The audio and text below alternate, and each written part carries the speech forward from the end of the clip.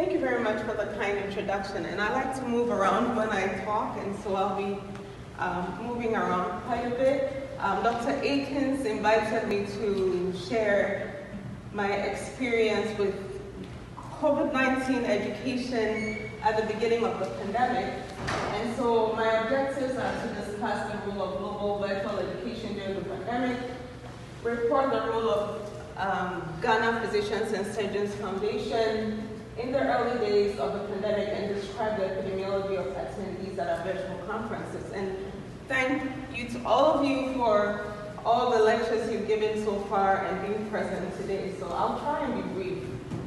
And I'm going to ask you to do something. I'll say, how can such a small idea, and I want you to say, have such a big impact? Okay, so how can such a small idea have such a big impact? And although I'm going to be talking about the science of what we did, the thing I want all of you to take away, young and old, is that there's 7 billion of us on this planet, and you are extremely unique.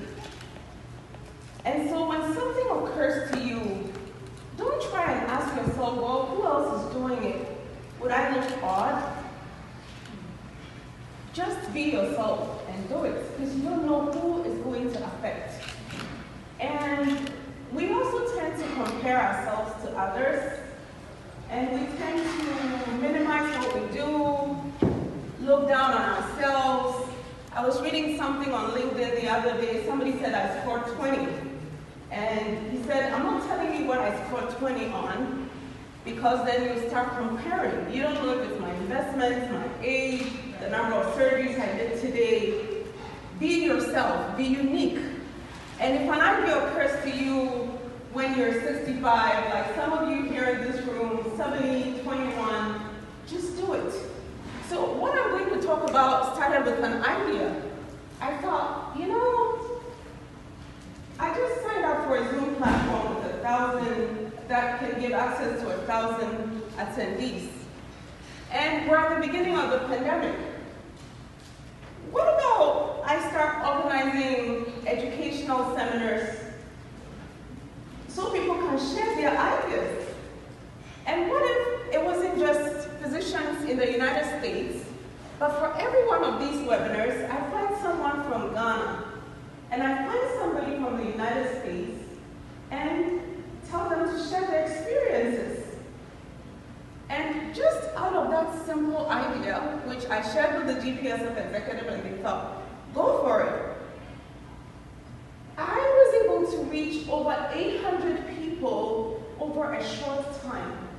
And I'll never forget a phone call I had from Dr. Nada, who is sitting at the back in green one day. It was a Friday, and she said, you know, Dr. Ari, I'm hurrying to get home. I can't wait to hear today's lecture. What had happened was that within a short time, people have formed the habit of tuning in at 6 o'clock Eastern Time just to listen to these COVID-19 lectures. And what did I do? I just got the idea. I didn't look to see who else was doing it. I just called the people in my network, you know what? And I came up with the topics. You know what, this week we're going to do cardiology. Call Dr. So and so, can you do it? And I was amazed by the magnanimity of people, the generosity. Because when it was 6 p.m. in the US, it was 10 p.m. at that, you know, using that time zone, 10 p.m. in Ghana. And you had these lecturers staying on the phone in Zoom for 2 hours. And I have this annoying propensity to do post-lecture analysis right after. So when everybody signs off, I get the lecture, let's get back on. What did we do right? What did we do wrong? And they still stuck on the Zoom for all this. And so how can such a small idea have such a big impact? So initially, it was the first 2 or 3, it was just a solo effort, from posters to phone calls to rehearsals to everything. And so gradually, I built a little team.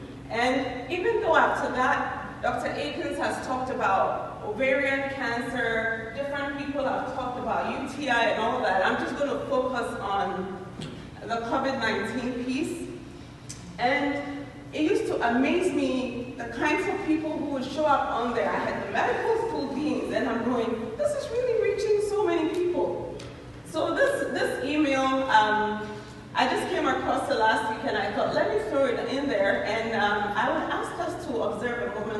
silence for Professor George Ofori-Amanfo before I continue. So just a moment of silence, because he passed away.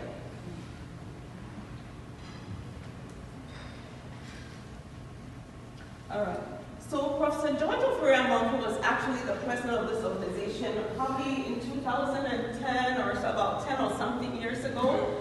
I didn't know that, and which comes back to one of the things we'll be talking about tonight. Members who engage and sort of disengage. I didn't even know that he was president before, but I knew that he was doing some work on multi-system inflammatory disease, so I thought, syndrome in children, so I thought, you know, let me reach out to him. And this email I'm going to reach out because it captures some of the work I did during that time. Thank you, dear Dr. George Ofori-Amanfo. Thank you for being a valuable member of Ghana Physicians and Surgeons Foundation of North America all these years. Your track record of contributions have been immense. Moreover, we appreciate and recognize your immense contributions to the COVID-19 fight. Thank you for agreeing to give a lecture to GPSF membership on the multi-system inflammatory syndrome in children.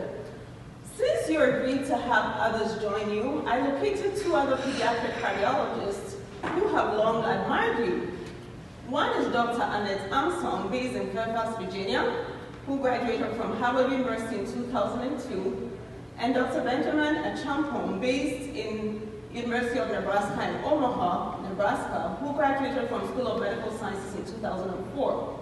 Your presentation will be the main one. I will ask them to give a short 5-minute presentation if there's time, and be ready to answer some questions as well. I'm hoping you'll be able to network as a pediatric cardiology expert for GPSF. I'm sending this email to all 3 of you so you can network. George, I would need a headshot and a short bio to add to the invitation to be sent out tomorrow. You can also have your administrative assistant send that to me. You will all receive an email to join the webinar as a panelist. This will be the link for the webinar as well, and for the link for the practice session. You don't have to register for the conference. I would like us to have a short 5 to 10 minute practice session on Thursday, and then suggest at 7 p.m. on Thursday. If this is mutually agreeable, let me know. This is just to ensure the link works and your audio and light are adequate. If the time does not work, you can individually let me know what works for you next week or even this week. Yours is the first in a series of weekly educational webinars by the GPSF to keep us learning from each other. We're honored that you all agree. Once again, thank you. Once a panelist, you can always hold back on as a panelist. The other events for July are as follows: July 10, COVID-19 and the effects on the kidneys, COVID-19 in the brain, July 17th, and then July 24th, COVID-19 and the ER experience. So why am I going through all this? I think it captures kind of the work that went into this. And what was interesting was, until this time, all our GPSF education happened at the national conference, was limited to 2 days. So suddenly, we could do more than that. We can meet every week and learn from each other. So I will just spend a little time on this because it has sort of personal information, but it tells you the volume of data that you can pull out of a Zoom conference. And I think it's a good research tool because it tells you that 429 people registered for this particular one on July 31st. 159 minutes were spent on it, 98 unique viewers, and 162. It tells you people who joined. So those of you who join webinars and kind of pop off, Zoom records every minute you spend in there. So if you said I'm doing 1 hour CME and you logged out after 2 minutes, it's going to record everything. It records the time you came on, your phone number, and all that. And also, it allows you to take, use it for a research tool. I haven't really analyzed this data. Professor Mary Alta was going to help me. I'm just giving you sort of the raw thing. But some of the questions I put in there, are you a member of GPSF? And you have to register, answer them before you get registered.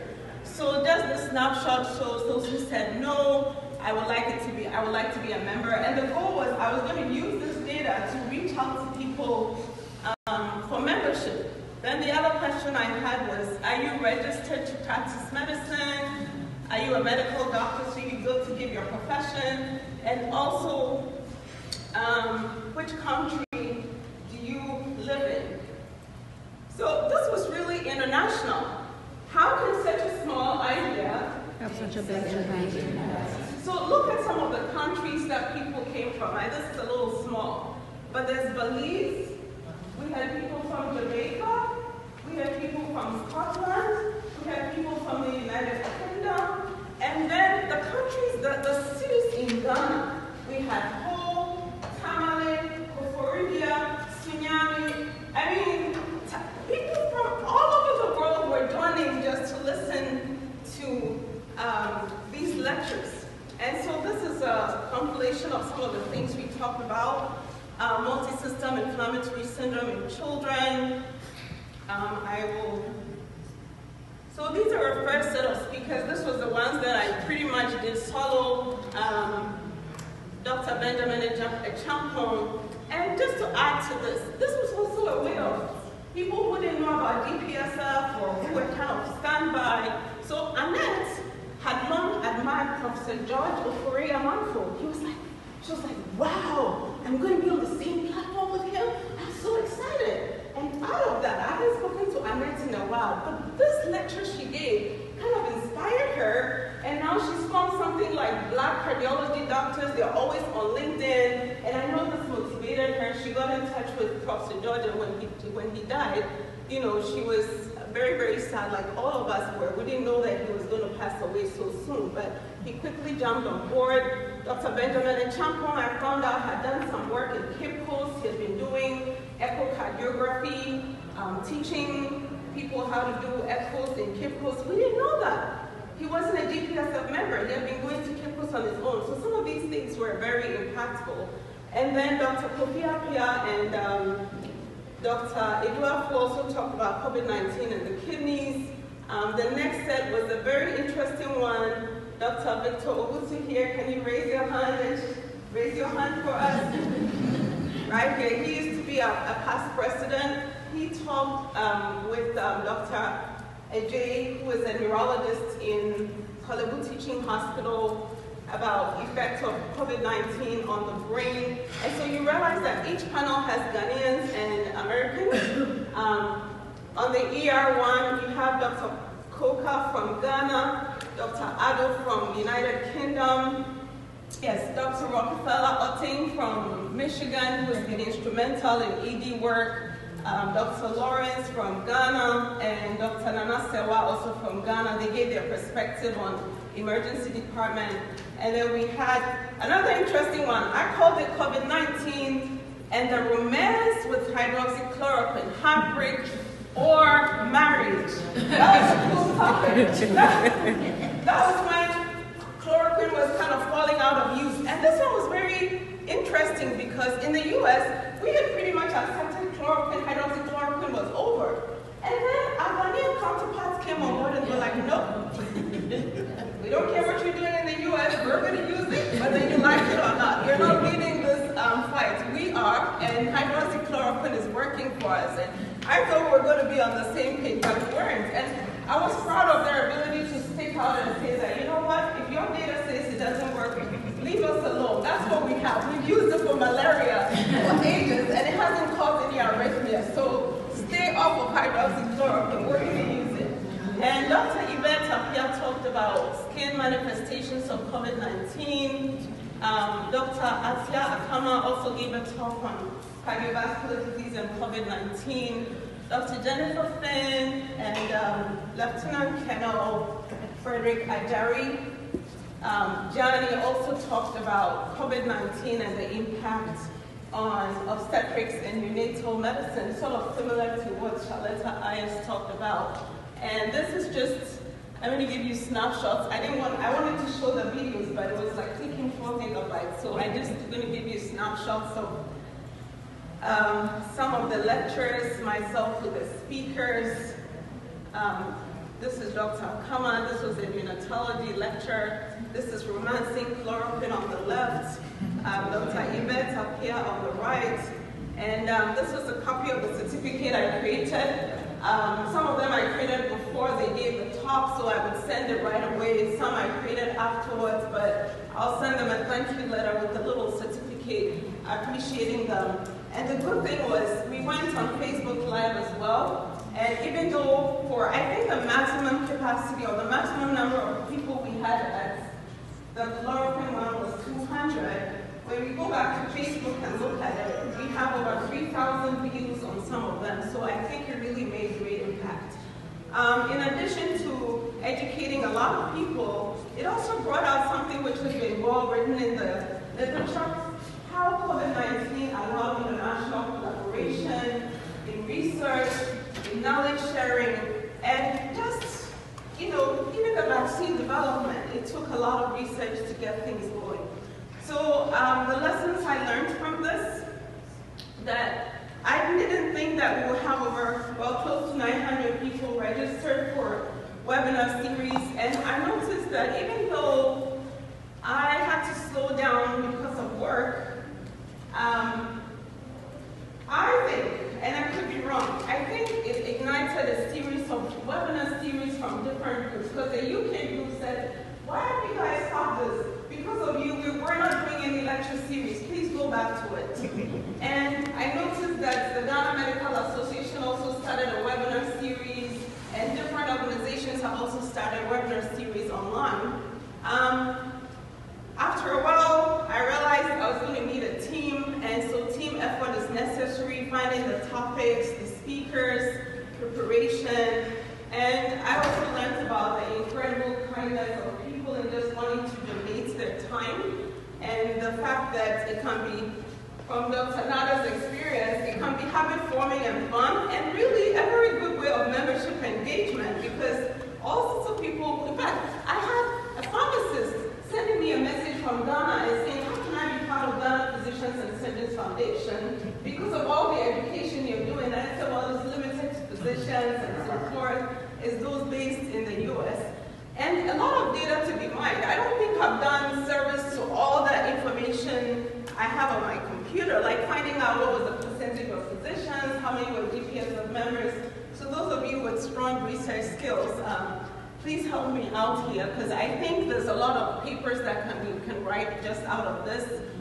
Virtual conferences allow true international participation. I wanted to impact people, but my life was impacted in so many ways. I was in Ghana for UGMS at 60, and I introduced myself to Dr. A.B., he's called?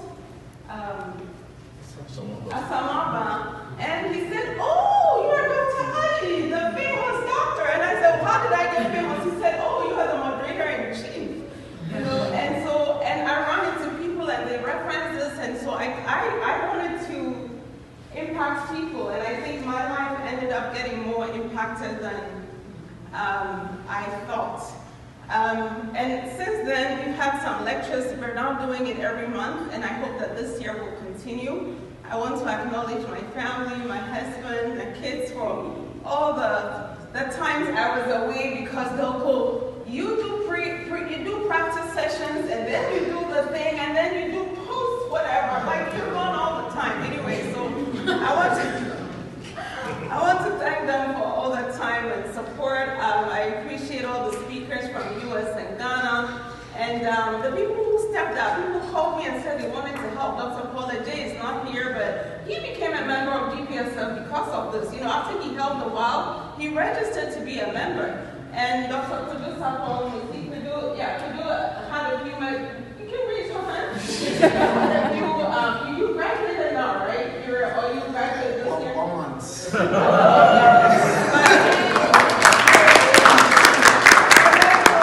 I mean, once you get into medical school, you're a doctor. I mean, it's just a matter of time.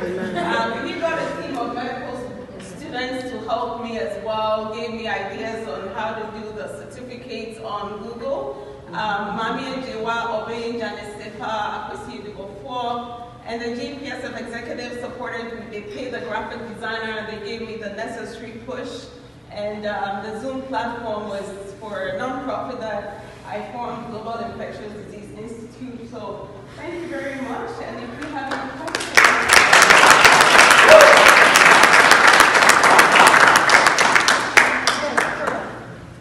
Thank you, Dr. Ali. I also, like Nada, I actually had a reminder for that seminar series, so I would log on after it ended, and I said, oh, what's happening? very interesting. I would also like to add that Dr. Ai actually also did a lot of global educational things, right? She and I have worked globally to educate people from all over the world, where we did some seminars as well. So it wasn't just for GPS, but some non-GPS stuff. So Dr. Ai has done phenomenal. So I'd like to hint to our medical student membership, those that are applying for it. There's lots of opportunities here to get wink, wink papers so that you can have those on your applications. So let us know and we can help Dr. Ai kind of get some of those things. Hopefully, you guys could even present here next year all the data that she has that we could show that, okay? Thank you so much, Dr. Ai. And then Mimuna works with the Ghana Medical and Dental Council, because you guys all of this work that we did, nobody got CME credit because we don't have CME accreditation. And we were trying, because the Ghanaians who love them will say that Divine and his team told them, you have to prove that you have COVID-19 education. They came for our lectures, but we couldn't give them CME. And so collaborate with the institutions. Oh yeah. We could have done that, yeah. So we reached out to Ghana Medical and Dental Council to get accreditation, because I think it was like 12,200 Ghana cedis. And so I reached out to her and I was trying to describe what we did. She said, oh, I know you. We saw what you guys were doing. So you already have something in place. So, it's part of the impacts that, I met her for the first time this week. But it shows how little thing, a little idea can have. Okay. Any more questions? Yes. Thank you so much, Dr. Ai, for your talk, and you're very inspiring, very inspirational to me. The question I have for you is more personal, and that is, how do you, as a mother and a physician, and you're on several boards, how do you juggle family life and your career? I don't know the question, but I think you should let your husband.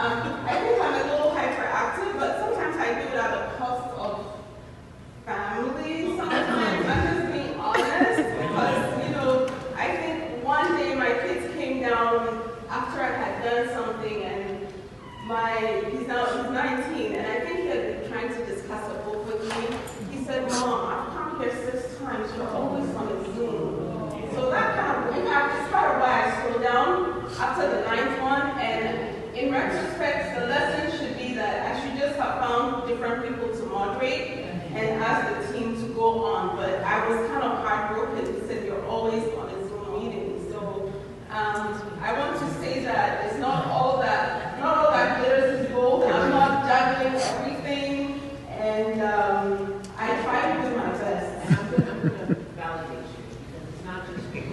There's other women in this room who say the same thing. I think that's part of something that we have to dialogue about, because we're talking with these people, but we cannot. And we have to share things